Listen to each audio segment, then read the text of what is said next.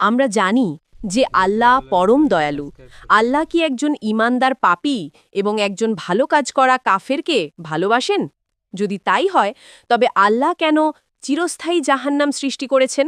আল্লাহ কোরআনে সূরা মুলকে ৬৭ নম্বর অধ্যায়ের ২ নম্বর আয়াতে বলেন, তিনি আল্লাহ যিনি মৃত্যু ও জীবন সৃষ্টি করেছেন তোমাদের মধ্যে কে কাজে উত্তম তা পরীক্ষা করার জন্য। সুতরাং এই জীবন পরকালের জন্য একটা পরীক্ষা। আমি আপনাকে একটা প্রশ্ন করছি, শিক্ষক কি একজন পাশ করা ছাত্রকে পছন্দ করেন নাকি একজন ফেল করা ছাত্রকে? যে পাস করে।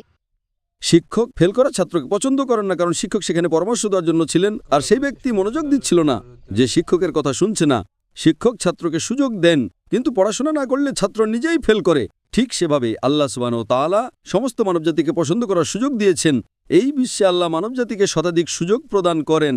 তুমি একটা ভুল করলে আল্লাহ তোমাকে মাফ করে দেন, তোমাকে আরেকটি সুযোগ দেন। কিন্তু মৃত্যুর পর তোমার পরীক্ষার সমাপ্তি ঘটে। যদি আপনি মুশরিক হিসেবে মারা যান, আল্লাহ ছাড়া অন্য কারোর ইবাদত করেন, অথবা আপনি কাফের হিসেবে মারা যান, তাহলে আপনার কোনো উপায় থাকবে না। সুতরাং কাফের কোরআন বলে আল্লাহর ন্যায় বিচারের বিরুদ্ধে কখনো আপত্তি করবে না। তারা স্বীকার করবে যে তারা ভুল ছিল, তারা শুধু আরেকটা সুযোগ চাইবে। আল্লাহ বলবেন অনেক দেরি হয়ে গেছে। তাই জীবনটা একটা পরীক্ষা। যদি ব্যর্থ হন তাহলে শাস্তি পাবেন। আশা করি প্রশ্নটা পেয়েছেন।